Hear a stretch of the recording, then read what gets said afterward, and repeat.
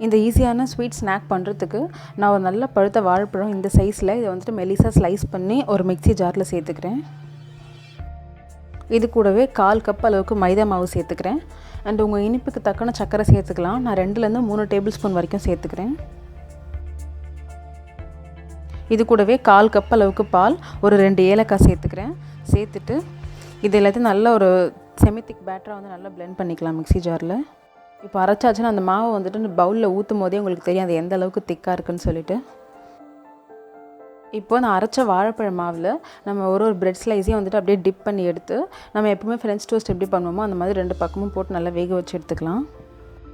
நான் வந்து பிரெட் ஸ்லைஸை வந்துட்டு தவாவில் போடுற வீடியோ வந்துட்டு தெரியாமல் டெலிட் ஆகிடுச்சு. ஸோ நீங்கள் தவாவில் சேர்த்துட்டு சுற்றி பட்டர் இல்லை நெய் விட்டு 2 பக்கமும் வந்துட்டு நல்லா வேக வச்சு எடுத்துக்கலாம். பார்த்தீங்கன்னா உங்களுக்கே தெரியும் நல்லா கோல்டன் கலரில் பிரெட் வந்து 2 பக்கமும் நல்லா குக் ஆகிடுச்சு. அவ்வளோதான், ரொம்பவே ஈஸியான ஒரு ஸ்வீட் ஸ்நாக் ரெசிபி ரெடி.